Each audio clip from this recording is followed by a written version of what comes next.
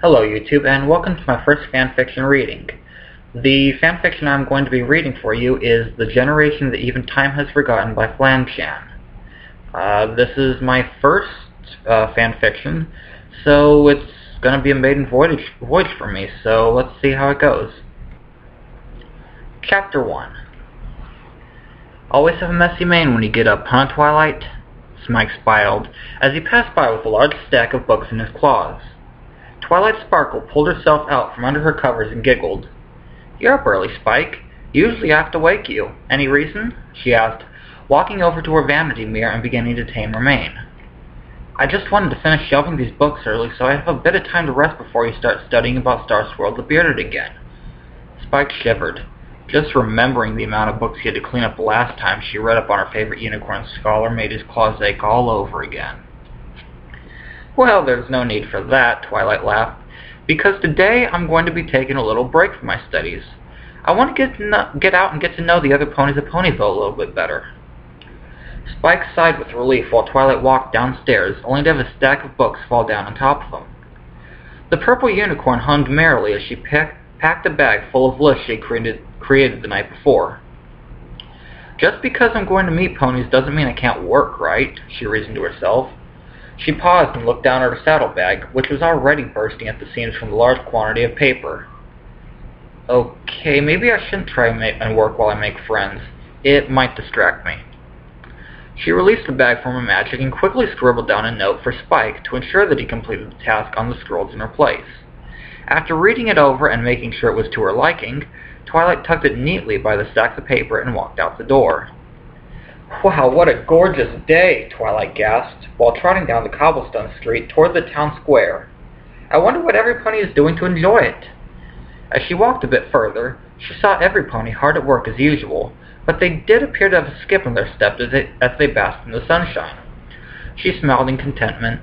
Rose was watering her flowers, Applejack was selling apples, a few ponies were admiring Daisy's new outfit from Rarity. "That's right," Twilight asked worriedly. "Rarity asked me to hurry and come to the boutique early this morning." She started running frantically, panicking about the urgency of her arrival. Before she knew it, she was on her friend's doorstep. She quickly threw the door open. "Rarity!" she yelled, sweating and trying to catch her breath.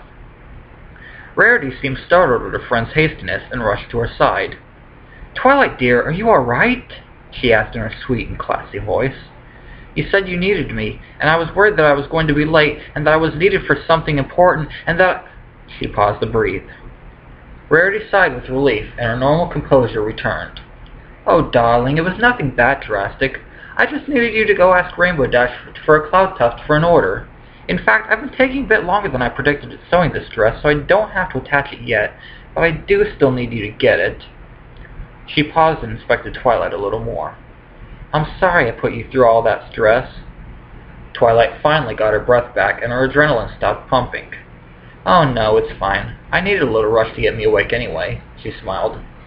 Rarity looked questioningly at the purple unicorn. "Well, alright then," she said hesitantly. "If it's really not that big a deal, then can you go get that cloud from Rainbow?" "You can count on me," Twilight Sparkle winked. Then she turned and ran out the door. Rarity turned back to her dress. "Oh, I really wish Twilight wouldn't stress so much," she mumbled as she picked up her needle. "Sometimes I wonder if she could survive without us in the elements of harmony." She sighed and started back up again, diligently working on her commission. "Rainbow Dash!" Twilight called for about the 5th time. It was hard to locate a Pegasus who could be anywhere in Ponyville at any given moment. She threw her head back and prepared to yell again. "Rainbow! Where in Equestria are you? Will you shut up already?" Rainbow Dash shouted back from an innocent-looking cloud above her that Twilight had overlooked. The Rainbow Pegasus stuffed more clouds in her ears. "Some ponies are trying to sleep." "Rainbow Dash," Twilight smiled with relief. Then she paused and added, "It's the middle of the day. You're the only pony trying to sleep at this hour." "Yeah, whatever. There's still one pony." She waved off as she lied back on her cloud. "Now be quiet." "But I need you for something," Twilight yelled, stamping her foot angrily. "Ah, fine," Rainbow cried as she threw the clouds out of her ears. "Forget napping. What does Twilight Sparkle need that's so much more important?" Twilight puffed her cheeks out to comment. "I just need a cloud for Rarity's dress," she mumbled. "Fine, I'll get you a cloud if it'll make you leave me alone," Rainbow said. She begrudgingly flew up to the sky, which was dotted here and there with clouds. Suddenly, she stopped. "What the heck?" Her eyes were full of shock, but Twilight couldn't see why. "What is it? What's wrong?" Twilight asked frantically, but her words didn't get through to the stunned Pegasus, whose eyes were now wide as saucers. Twilight started sweating as so many questions rushed to her head. Was her friend okay? Did she see a giant monster? A dragon? An Ursa Major? She began to panic. "Rainbow, say something!" Twilight shouted worriedly. She could barely see her lips move, and she had to strain her ears to hear it, as Rainbow Dash was only able to mutter a few words. "Cotton, candy, clouds." Chapter 2. Twilight's knees locked to keep her from falling over as she instantly made the connection. Cotton candy clouds. Such a simple thing led to the near downfall of Celestia's reign only a year earlier. If they were back, then only certain doom could follow. There were so many things that would have to be done to keep things in order, but her mind was racing so fast that she could only think of one thing to do. "Rainbow Dash," Twilight said distinctly, but not in a yell, so as to get Rainbow's attention but not frighten her. "Go get the others. Bring them back to the library. We have to stop this disaster before it starts." Rainbow collected herself, nodded, and sped off. As soon as she was out of sight, Twilight ran as fast as she could back to the library. As she remembered the horrors of the last attack on Ponyville, all of the happy colors of the day seemed to fade. The blue sky became gray and the flowers lost their perkiness. The hairs of her mane that whipped by her face as she ran even seemed plain. But there was no time to ponder any longer as she had reached her doorstep. "Spike!" she cried as she threw open the door. "Spike, where are you?" She paused for a response, and then remembered with regret that she had left that long list of errands out for him to do in the middle of town. He wouldn't be back for a while, and she was already losing precious time. "I can't go get him now," she mumbled to herself. "I'll just try and keep myself level-headed until the others come." The other ponies quickly rushed into the door a few moments later and collected in the middle of the room. "Okay, everypony," Twilight began. Fluttershy dragged herself through the door, gasping for breath. The others hardly even glanced at her. They were too focused on the task ahead. "A few minutes ago, Rainbow—" "We know, Sugar Cube," Applejack said sadly. "Rainbow told us the whole story." Twilight looked over at Rainbow in acknowledgement and continued. "Well, it's quite obvious that we need to do something to stop it," Twilight stated in a businesslike way. "But I believe that since Discord has already tried to overthrow Equestria, we'll already know what measures will have to be taken. So I vote—" "Wait a second," Rainbow interjected. The other ponies looked at her, rather surprised. "Sure, we know everything that he does, but now he knows everything we do. And what if he's gotten stronger?"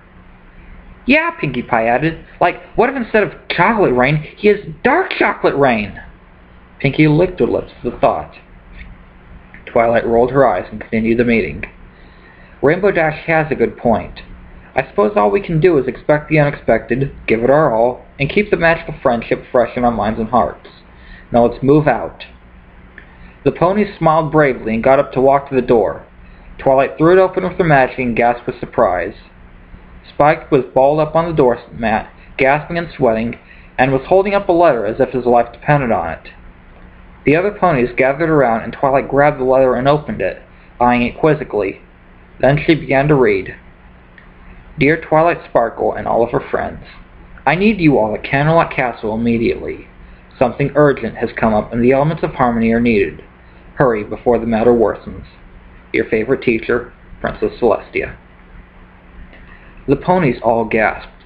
Of course they knew that they would be asked to go to Canterlot, but the urgency of the letter seemed a bit unnerving. Without a word, the group ran to the train station. After boarding, they solemnly sat down in seats opposite to each other, not in the mood to socialize. The ponies turned and stared out the window as they wondered about the challenges ahead of them. Remembering the past difficulties of Discord's chaos seemed to drain a lot of their energy. What horrible gimmick would they use this time? Would he be able to be defeated? Last time he did seem to make it easy for the ponies, and he wouldn't have returned if he knew that it would be in vain. The ponies' minds raced as they tried to come up with an explanation. It didn't seem long before the train came to a stop, and they all slowly walked out to the bustling street.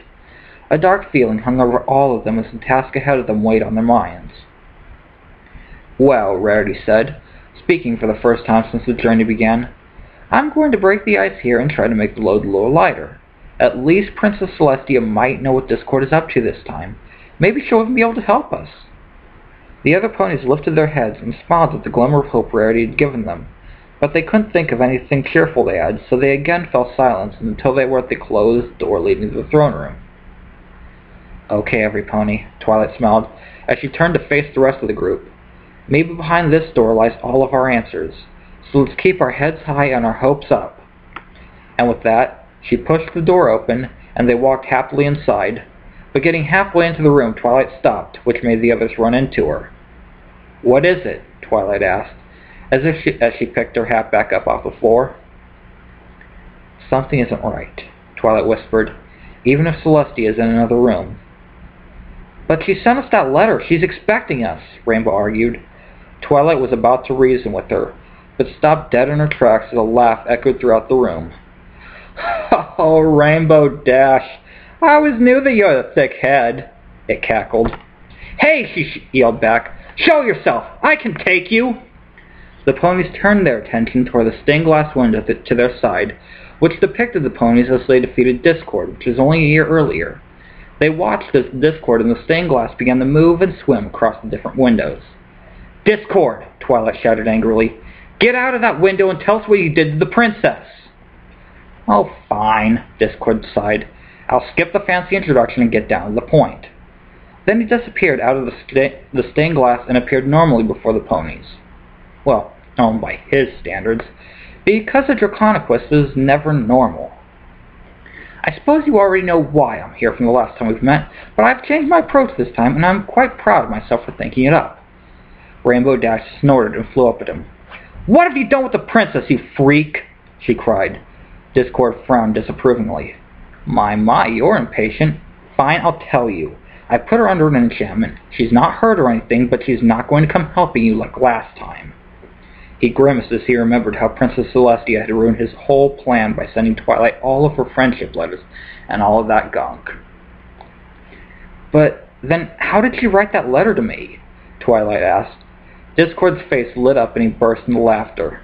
It took him a few moments to recover before he was able to talk again.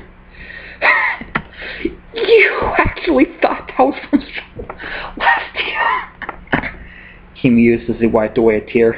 "You really are an egghead." He rolled around in his fit of laughter, the ponies looking on and frowning. "Look, it doesn't matter how much you think Twilight is an egghead, even if it's true," Rainbow said angrily. Twilight grimaced at her. "But why did you want us here so badly that you sent a fake letter?" Discord finally collected himself and was able to talk without giggling. "Oh, right. I just wanted to let you all know that any efforts you may take to defeat me won't work. Now, I'll just be on my way." "Why, did you hide the elements again?" Applejack asked. "Oh, no, they're right here, and you can have them. It doesn't matter," Discord said half-heartedly. He threw them the box where they were kept, which opened, and the necklaces and crowns scattered the floor.